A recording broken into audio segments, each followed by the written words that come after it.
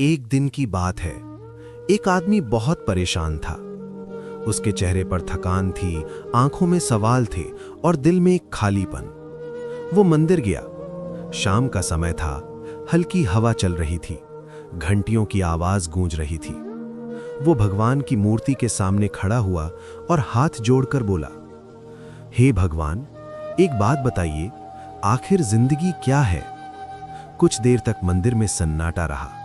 फिर जैसे भगवान मुस्कुराए और बोले, तुम इंसानों की सबसे बड़ी परेशानी यही है, तुम जिंदगी को समझने से पहले ही उसे दौड़ में बदल देते हो। आदमी थोड़ा हैरान हुआ और बोला, भगवान, मैं समझा नहीं।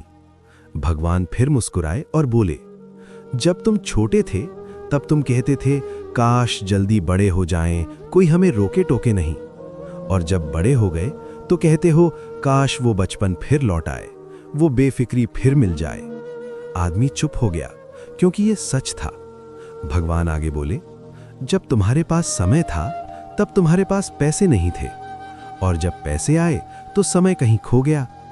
आदमी की आंखें झुक गईं। भगवान ने फिर कहा, तुम पैसे कमाने में इतने व्यस्त हो जाते हो कि अपनी सेहत को खो देते हो, फिर वही सेहत वापस पाने के लिए अपनी सारी कमाई खर्च कर देते हो। आदमी की आंखों में अब नमी थी। भगवान ने धीरे से कहा, तुम भविष्य की चिंता में इतने खो जाते हो कि आज को जीना भूल जाते हो। न तुम आज में जीते हो, न कल में चैन पाते हो।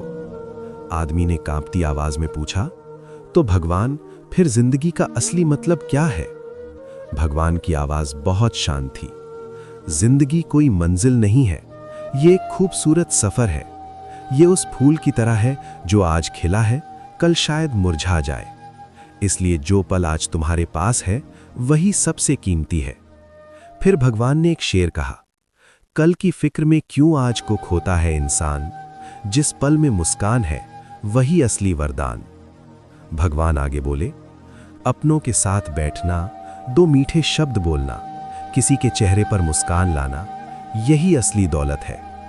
आदमी की आंखों से आंसू बहने लगे।